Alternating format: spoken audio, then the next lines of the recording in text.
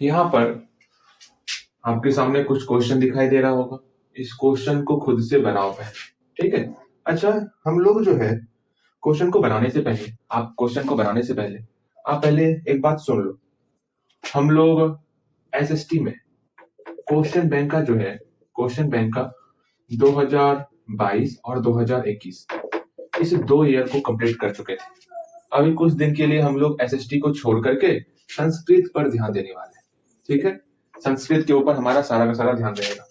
संस्कृत में हम लोग क्या करेंगे आज का, हाँ जी, टुडेज आज का चैलेंज क्या है, आज आपको क्या कंप्लीट करना है।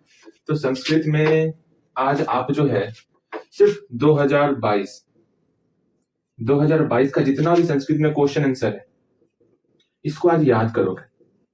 बहुत आसान सा वर्क है आज, ये तो आज कंप्लीट होना ही चाहिए। संस्कृत निकालोगे, क्वेश्चन बैंक 2022 निकालोगे, और 2022 में जितना भी क्वेश्चन आंसर पूछा गया होगा संस्कृत में, सारे क्वेश्चन आंसर को एक जगह लिख करके और उसको याद करना है। और ये याद होना चाहिए, कुछ हो या ना हो, ये याद होना चाहिए, ठीक है। अब जो है डेली शाम में मैं पूछताछ करने वाला हूं, ठीक है, इसलिए इसको याद कर ही लेना। हम लोग अपने क्वेश्चन की तरफ चलते हैं और जल्दी जल्दी से। आज का क्वेश्चन बेहद आसान है, ठीक है ना। हर मतलब जितना हम लोग लेक्चर में क्वेश्चन लिए हुए हैं ना, सारे लेक्चर में से आज का ये आसान सेशन रहने वाला। इसमें सारा का सारा क्वेश्चन बेहद आसान है। हल्दी हल्दी बिना मेरे एक भी सॉल्यूशन को देखे सारा का सारा क्वेश्चन आपको बनाना है।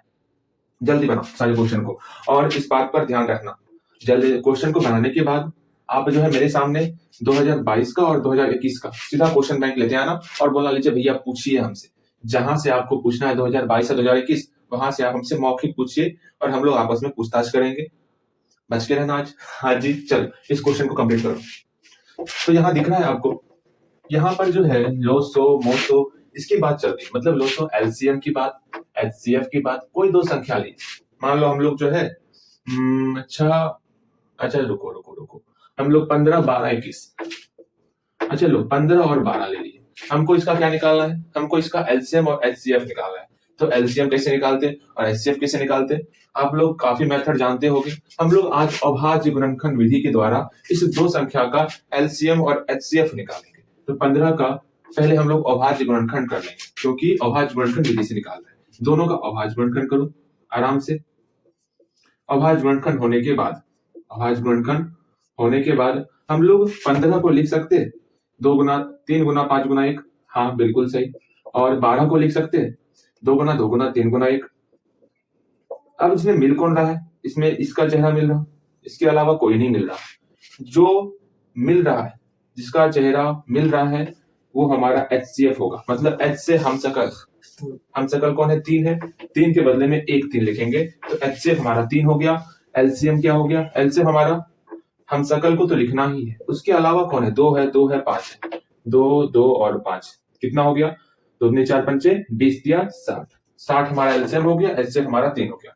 चलो यहां से हम लोग फॉर्मूला सीखे हुए हैं कि ये दो नंबर जो होता, हम लोग 15 और 12 दो नंबर लिए हुए थे। 15 और 12 दो नंबर लिए हुए थे। इसका मतलब क्या हुआ, अगर हमारे पास दो नंबर दिया हुआ रहेगा तो पहली संख्या और दूसरी संख्या दोनों को गुना करेंगे तो वो बराबर होगा एलसीएम गुना एचसीएफ। एक और टेस्ट कर लिया जाए। पहली संख्या 15 है, 15 गुना 12 करते कितना होगा, 12 पंचे 60, 0 6 12 6 18। और एलसीएम और एचसीएफ दोनों को मल्टीप्लाई करो, 3 और 60 इस दोनों को मल्टीप्लाई कर रहे हैं, 180 ही हो रहा है। यहां से जान गए पहली संख्या गुना दूसरी संख्या बराबर एचसीएफ गुना एलसीएम होता है। ठीक, ये तो बातें बहुत आसान सी लगी। अब हमको क्वेश्चन में कहा गया है दो संख्याओं का मोसो 23 है। मोसो हमको 23 दिया हुआ, उनका लोसो 14 49 है। 14 49 एलसीएम दिया हुआ। एक संख्या 161 है। अगर कोई संख्या 161 है तो हमको दूसरा संख्या ये बताना है इसका वैल्यू क्या होगा। इधर गुना के रूप में है, इस 161 को बराबर के उस साइड ले जाएंगे तो ये हमारा भाग में कन्वर्ट हो जाएगा।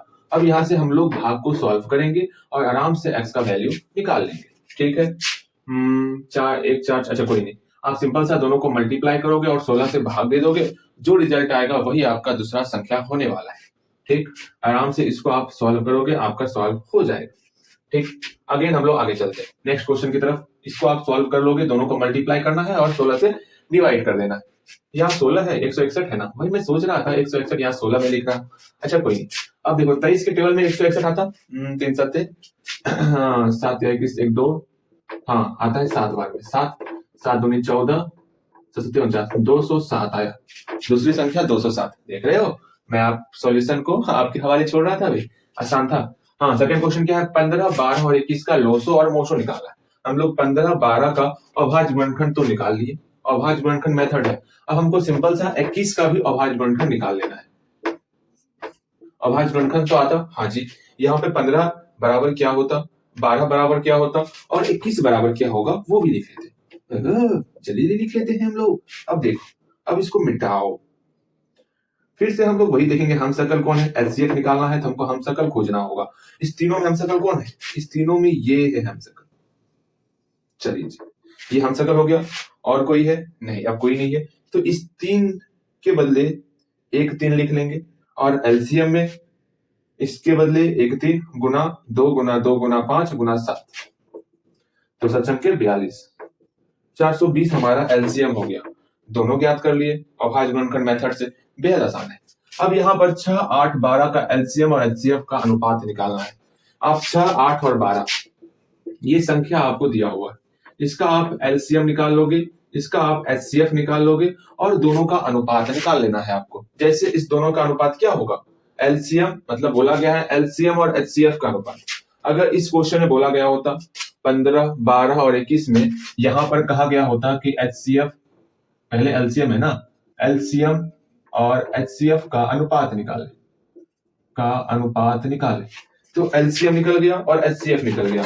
हम लोग को बोला जाएगा एलसीएम और एचसीएफ का अनुपात निकालने के लिए सिंपल सा निकाल देना, पहले एलसीएम है तो एलसीएम लेंगे 420, फिर एचसीएफ है फिर 3, अब कटा देना है, 3 एकम 3 3 चौके 12, 140 नीचे में बचा 1, तो अनुपात कितना हो गया 140:1, ये हमारा अनुपात निकला। उसी तरह 6 8 और 22 का हम लोग एलसीएम निकालेंगे और एचसीएफ निकालेंगे, फिर अनुपात निकालेंगे, ये क्वेश्चन भी बन जाएगा। अगेन 65 117 का मोसो, ये क्वेश्चन समझ लो, चौथा नंबर क्वेश्चन, बहुत अच्छा क्वेश्चन है चौथा नंबर क्वेश्चन, ठीक है, बाकी क्वेश्चन तो आसान है। चौथा नंबर क्वेश्चन देखो, चौथा नंबर क्वेश्चन कहा गया है कि 65 और 117 है, इसका हमको एचसीएफ, इसका जो है दोनों का एचसीएफ अगर निकालेंगे तो वो 65 m - 117 के बराबर होता। तो बताओ m का वैल्यू यहाँ पर क्या पुट करोगे, तो बहुत आसान सा क्वेश्चन है। फर्स्ट ऑफ ऑल हम लोग जान तो लें इस दोनों का एचसीएफ होता क्या है। अच्छा जी, आपके पास दो मेथड है, अभी आप जान रहे हो, पहला डिवीजन मेथड, सेकंड अभाज्य गुणनखंड विधि। तो हम लोग डिवीजन मेथड से देखते हैं इसका एचसीएफ क्या होने वाला। तो भैया जी फटाफट से 6 5 11 52 3 1 13 चौके 52, मतलब इसका एचसीएफ क्या हो गया, इसका एचसीएफ जो है वो 13 हो चुका है, मतलब इसका रिजल्ट हमको 13 आना चाहिए। अब m का वैल्यू निकालो, हाँ जी, तो क्या हो गया m का वैल्यू, 65 m बराबर 117 माइनस में, इसको उधर भेजेंगे, 117 प्लस में हो गया, m यहाँ गुना में 65 है, बराबर के उस पार जाएगा तो भाग में हो जाएगा 65, इस दोनों को जोड़ लो, 7 10 का 0 1 3 1, 13 एकम 13 13 पचे 65 5 दूनी 10, मतलब m का मान 2 पुट करना है। वाह भैया जी,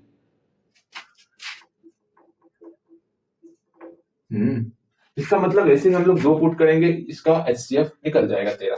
देख लो 130 में 17 घटाओ 13 निकल रहा है ना। हाँ बातें समझ में आई, हाँ जी बातें समझ में आ गई। आगे चलते हैं, आगे नेक्स्ट क्वेश्चन क्या है, कहीं कोई दिक्कत नहीं, कहीं कोई दिक्कत नहीं। नेक्स्ट क्वेश्चन कह रहा है, कहा गया नेक्स्ट क्वेश्चन, इसका अभाज्य गुणनखंड बताना है, क्या होगा। आराम से आप जो है 5005 का अभाज्य गुणनखंड निकालोगे, कितना अभाज्य गुणनखंड हो रहा है वो बताना, वो काउंट करना है, आप कंफ्यूज ना करना, ठीक है। तो कितना अभाज्य गुणनखंड हो रहा है उसके बारे में आपको बताना है। 3 से लगेगा 5 5 10, 3 से भाग नहीं लगेगा, क्योंकि 3 से तभी भाग लगता है जब सबको सम करेंगे, 5 5 10 व सबको सम करने के बाद अगर ये 3 से डिवाइड होगा तब वो संख्या 3 से भाग लगती है। यहाँ पर 5 से डिवाइड करेंगे, 5 से डिवाइड कर रहे हैं, यहाँ पर 1001 हो गया। अब क्या किया जाए, क्या 1001 किसी से डिवाइड लग रहा, तो भैया जी किससे डिवाइड लगेगा देख लेते हैं। तो या 11 से लग सकता है, क्यों, 11 का हम लोग रूल पढ़े हुए हैं, कोई भी संख्या 2 3 4 1 5, हम लोग क्या करते, पहला संख्या एक अंक छोड़ के एक अंक, 2 4 3 इस सबको जोड़ेंगे और जो बचा इसको जोड़ेंगे, 2 4 6, 6 3 9, 3 1 बोलो, 3 1 4, इस दोनों को घटाओ कितना होगा 5। क्या ये 5 11 से भाग लगेगा? नहीं लगेगा। इसका मतलब ये संख्या 11 से डिवाइड नहीं है। लेकिन यहाँ पर क्या हो रहा, यहाँ पे 1 0 0 1 है, इस दोनों को जोड़े, इस दोनों को जोड़े, 1 - 1 हो रहा है, मतलब 0 11 से भाग लगेगा। इसका मतलब ये 11 से डिवाइड होगा। ठीक है, इसको समझना। 11 9 99, 1 11 का 1। ठीक है, वैसे 7 से भी भाग लगता है ये संख्या। अच्छा चलो, पहले 7 से डिवाइड कर लेते हैं। पहले छोटी से छोटी संख्या जाना है, वैसे गलती नहीं हो, इतना ध्यान में रखना। पहले 7 से कर लेते हैं। तो 7 एकम 7, 3 10, 7 चौके 28, 2 7 21, 13 एकम 13, 13 एकम 13, 1 2 3 4, 4 संख्याएं हैं। तो कितना अभाज्य गुणनखंड है इसका? इसका 4 अभाज्य गुणनखंड है। अब आप बोलोगे भैया हम ऐसा कर सकते हैं क्या? यहाँ पर 11 देके 1 लिख देंगे। अरे भाई 1 हमारा अभाज्य संख्या नहीं है, 2 से स्टार्ट होता अभाज्य संख्या, इसलिए 1 को कभी भी काउंट नहीं करना। ठीक है, हम लोग समझने के लिए 1 ले लेते हैं, लेकिन आपको 1 काउंट नहीं करना है। तो अभाज्य संख्या कितना हुआ? 1 2 3 और 4, 4 अभाज्य संख्याएं हुई। 144 के अभाज्य गुणनखंड में 2 का घातांक क्या होगा? तो इसका मतलब क्या होगा? फर्स्ट ऑफ ऑल 144 का आपको अभाज्य गुणनखंड निकालना है। तो 144 का अभाज्य गुणनखंड क्या होगा? भैया जी 144 का अभाज्य गुणनखंड ये तो हमको आता है, तो आता है तो बनाना है ना, बना लीजिए। ठीक, अब देखो 2 के गो 1 2 3 4, 4 को 2 है, मतलब 2 गुना 2 गुना 2 गुना 2 गुना 3 गुना 1, 3 गुना 3। इसमें यहाँ पर 2 का 4 बार मल्टीप्लाई है 2 से, तो 2 पर पावर 4 हम लोग लिख सकते हैं, बिल्कुल सही। और यहाँ 3 पर पावर 2 लिख सकते हैं। यहाँ पूछा जा रहा है 2 का घातांक क्या है? 2 का घातांक क्या है? 4 है, तो आंसर में 4 है, आपको ठीक लगाना है। अगेन अगर ए और बी अभाज्य संख्या, ये तो बन गया होगा आपसे, ये अगर नहीं बना होगा ना, आप नल से हाथ में पानी लेना, चुल्लू पर पानी, उसमें नाक को डुबा लेना। हाँ जी, देखो यहाँ पर ए और बी क्या अभाज्य संख्या है, हम कोई अभाज्य संख्या ले ले, 2 ले लेते हैं और 3 ले लेते हैं अभाज्य संख्या। इसका एलसीएम क्या होगा? इसका एलसीएम क्या होगा जल्दी बताओ। आप सिंपल सा बोलोगे भैया किसी से डिवाइड नहीं लग रहा, इस दोनों को मल्टीप्लाई कर देते हैं, जो रिजल्ट होगा वो हमारा एलसीएम होने वाला है। तो दोनों अभाज्य संख्या को हम लोग मल्टीप्लाई कर देंगे, मतलब जैसे 23 है और 19 है, इसका हमको एलसीएम निकालना होगा। ये किसी से डिवाइड नहीं लगेगा एक के अलावा, इसका मतलब इस दोनों का मल्टीप्लाई कर देंगे, वही हमारा रिजल्ट होने वाला। अगर ए और बी कोई भी दो अभाज्य संख्या है तो ए और बी का एलसीएम क्या होगा? जब दोनों को मल्टीप्लाई कर दे तो वही हमारा एलसीएम होने वाला है। चलो जी हम लोग कुछ क्वेश्चन और उतारते, उसके बाद आपको फिर से बनाना है। आज जल्दी जल्दी हम लोग क्वेश्चन को कंप्लीट करेंगे, लेट सेट नहीं करना है, ठीक है। चलो भाई, हम लोग का सबसे इंपॉर्टेंट क्वेश्चन यहाँ पर आ चुका है, जो कि आपके एग्जाम में आना तय है, ठीक है। तो अब से जो है यहाँ से थोड़ा आपको सीरियस हो जाना है, ठीक। इस क्वेश्चन पर अपना सारा ध्यान लगाना है। फर्स्ट ऑफ ऑल आप खुद से पहले ट्राई करो और बनाओ। पहले ये हल्का हल्का क्वेश्चन देख लेते हैं। अगर दो संख्या है a और 18, मान लो कोई दो संख्या है, पहली संख्या कितनी है? a है और दूसरी संख्या कितनी है? 18 है। जब इस दोनों को मल्टीप्लाई करेंगे, हम लोग जानते हैं पहली संख्या गुना दूसरी संख्या बराबर होता है HCF गुना LCM। HCF कितना दिया हुआ है? मतलब पहली संख्या a है, दूसरी संख्या 18 है, हमारा LCM 36 दिया हुआ है, LCM 36 है, HCF 2 दिया हुआ है। तो आराम से हम लोग a का वैल्यू निकाल सकते हैं, यहाँ पर गुना के रूप में। जब ये बराबर की इस साइड आएगा तो भाग बन जाएगा, 18 दूनी 36, यहाँ से a हमारा 4 निकल गया। बहुत आसान था। हाँ जी, सेकेंड क्वेश्चन अगर बनाना है तो एक चीज फर्स्ट ऑफ ऑल आपको जानना ही जानना है कि सबसे छोटी अभाज्य संख्या क्या होती है। तो अभाज्य संख्या का जो लिस्ट होता है क्या, 2 3 5 7 11, ये जो आपका अभाज्य संख्या का जो क्रम होता है उसमें सबसे छोटा 2 है, और सबसे छोटी भाज्य संख्या क्या होता है? जिसका अपवर्तक जो है 2 से ज्यादा हो जाए। आप अपवर्तक और अपवर्त्य पढ़े हो ना, तो अपवर्तक जिसका 2 से ज्यादा हो जाए, मतलब 4 फिर आपका 6, तो ये हमारा भाज्य संख्या है। इस पूरे के पूरे भाज्य संख्या में 4 हमारा सबसे छोटा है। बोला गया दोनों का गुणनफल क्या होगा, दोनों को मल्टीप्लाई कर दो, हमारा 8 हो जाएगा। इसको ध्यान में रखना। अब हम लोग चलते हैं अपने सबसे महत्वपूर्ण प्रश्न की तरफ, वो है आपका सिद्ध करना है √2 एक अपरिमेय संख्या है। लेकिन उससे पहले इस क्वेश्चन को भी देख लो। 0.16 पर रैकरिंग लगा हुआ है, इसको आपको P/Q के रूप में लिखना। कैसे लिखोगे P/Q के रूप में? तो यहाँ ध्यान दो, क्वेश्चन कुछ भी रहे, वैसे हम लोग इसका डायरेक्ट क्या जानते हैं, शॉर्ट मेथड। अगर 0.16 है, 16 पर रैकरिंग है, तो कैसे करेंगे? अगर 0.16 रहता तो हम लोग पॉइंट को हटाते और पॉइंट के बदले में एक, पॉइंट के बाद एक अंक, 2 अंक, 2 अंक है तो 2 जीरो लगा देंगे। इस तरह हम लोग सिंपल सा क्या करते हैं, लेकिन यहाँ पर क्या होगा, इस पॉइंट को जो हटाएंगे तो किसी प्रकार का एक नहीं देना, वहां पर दशमलव के बाद कितना है, 1 अंक 2 अंक, लेकिन दोनों पर रेकरिंग लगा हुआ है तो नीचे में 2 9 दे देंगे, बन गया, मतलब 16/99 हो गया इसका आंसर। अच्छा भैया जी ये तो हुआ, ये तो शॉर्ट, मतलब ये तो आपका शॉर्ट तरीका हो गया बनाने का। अगर इस तरह रहेगा 0.13 पर रेकरिंग, तो इसको हटाएंगे, यहाँ 13 है ना, 13 बटे रेकरिंग कितने, 2 अंक पर है, 2 9 दे देना है, बन गया आपका। ये तो सिंपल तरीका हो गया। हाँ जी, अगर सिर्फ 1 अंक पर रेकरिंग रहेगा, कैसे देखो, 0.166 पर रेकरिंग रहेगा तो क्या करना है, किस प्रकार करना है, पहले हम लोग लॉन्ग मेथड देखेंगे, उसके बाद हम लोग शॉर्ट मेथड की तरफ आकर्षित होंगे। हाँ जी, तो फर्स्ट ऑफ ऑल आप लॉन्ग मेथड देखो, लॉन्ग तरीके से किस प्रकार से बनाते हैं, उसके बाद आपको ये बच्चा वाला सवाल देखना है, ठीक, ये तो बहुत आसान हो जाएगा, बता दूंगा तो फिर आपको यही आपको अच्छा लगेगा और इस पर आप ध्यान कम दोगे, लेकिन आपको एग्जाम में इसी तरीके से बनाना है। जब भी शॉर्ट क्वेश्चन में क्वेश्चन पूछा जाएगा तो कैसे बनाना है, क्या कहा गया, 0.16 पर रेकरिंग है, इसको हमको P बटे Q के रूप में लिखना है। ये P बटे Q क्या होता, अच्छा मतलब बटे के रूप में लिखना, हम लोग को भिन्न के रूप में लिखना है, ठीक है, जैसे हम लोग यहाँ पर लिखे 16/99 लिखे थे, उसी रूप में लिखना है।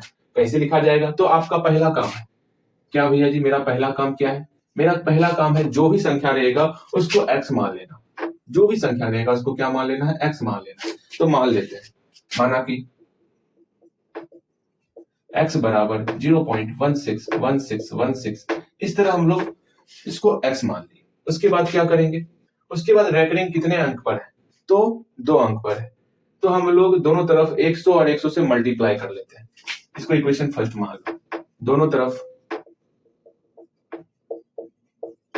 100 से गुना करने पर, ठीक है, मतलब सेकेंड काम क्या करना है, जितना अंक पर रेकरिंग रहेगा, जितना भी अंक पर रेकरिंग रहेगा, जितना अंक पर रेकरिंग रहेगा उसमें हमको x में उतना से मल्टीप्लाई करना, उतना से मल्टीप्लाई करना है। अगर आपका 0.63 सिर्फ 3 पर रेकरिंग है तो कितने अंक पर रेकरिंग है, सिर्फ 1 अंक पर रेकरिंग है, तो हम लोग सिर्फ और सिर्फ 10 से ही मल्टीप्लाई करेंगे, इस बात का ध्यान रखना, ठीक। अब यहाँ ध्यान दो, हम लोग को दोनों तरफ 100 से गुना करना है, गुना करो, सेकेंड काम है जितना अंक पर रेकरिंग उतना से मल्टीप्लाई करना है, तो मल्टीप्लाई करते हैं, इधर 100 से गुना करेंगे 100x, इधर 100 से गुना करेंगे, बस इस पॉइंट को 2 कदम आगे बढ़ा देना है, जितना जीरो उतना कदम आगे बढ़ा देना है, ठीक है, इसमें तो कहीं कोई समस्या ही नहीं। यहाँ पर 16.161616, जितना आपको 16 लिखना है उतना आप 16 लिखो, ये आपकी इच्छा। अगर हम लोग को यहाँ पर 2 इक्वेशन मिल गया, बस यही 2 इक्वेशन आप अगर समझ रहे हो तो ये बेहद आसान है। अगर ये 2 इक्वेशन नहीं समझ पा रहे हो तो समस्याएं बहुत ज्यादा बढ़ जाएंगी। पहले इसको फिर से आप समझने का प्रयास करो, फिर आप आगे देखना, एक बार फिर से बैक कर लो, फिर सुनो समझो, फिर आपको आगे बढ़ना है। यहाँ ध्यान दो, अब इक्वेशन 2 को इक्वेशन मतलब बटा कौन है, 100x है, यहाँ सिर्फ x है, मतलब 2 में 1 को घटाना है, तो इक्वेशन 2 माइनस इक्वेशन फर्स्ट करना है, पहले इसको लिखो फिर इसको लिखो, तो 100x अगर ये बन गया तो ये भी समझ जाओगे आप, 16.161616, इक्वेशन 2 लिख ली, फिर उसके नीचे इक्वेशन 1 लिखना है, इधर x है तो x लिख दिए, बराबर तो बराबर, 0 पॉइंट तो पॉइंट के नीचे पॉइंट, इधर 0, इधर 1616 तो 0.161616, हमेशा ध्यान में रखना जब भी घटाव करते हैं ना तो पॉइंट को पॉइंट के नीचे रखते हैं। अब दोनों को घटाओ, इधर घटाओ इधर घटाओ, 100x में x घटाओ, इसको समझ लिए हो तो आगे चलना है, समझ में आ गया, हाँ जी, यहाँ ध्यान, 100x में x घटाएंगे तो 99x हो गया, हाँ जी। अब 6 में 6 घटा 0, 1 में 1 0, 6 में 6 0 0 0 0 पॉइंट, 6 में 0 गया 6, 1 में 1 गया 1, बन गया। अब यहाँ पर x में 99 गुना के रूप में है, उधर भेजेंगे भाग हो जाएगा, 16/99, ये आपका p बटे q के रूप में कन्वर्ट हो गया। अगर यहाँ पे रहता है 0.03 सिर्फ 3 पर रेकरिंग रहता तो हम लोग क्या करते, तो हम लोग जो है इसको मानते, यहाँ पर क्या मानते, पहला काम है x के रूप में मानना, तो 0.0333 इस तरह मान लिए। उसके बाद कितने अंक पर रेकरिंग है, 1 अंक पर, 10 से मल्टीप्लाई करेंगे, 10 से मल्टीप्लाई करेंगे, फिर यहाँ पर क्या होगा, ये हमारा पॉइंट 1 अंक ही आगे बढ़ेगा, दैट इज 0.3333 इस तरह बढ़ेगा। अब यहीं पे आपको अपना सारा ध्यान लगाना है, जो चेंज होगा यहीं पर चेंज होने वाला है, यहां तक तो आप आसानी से पहुंच जाओगे, यहां पर चेंज होने वाला है, 2 में 1 को घटाना है, पहले आप इक्वेशन 2 को लिख लो।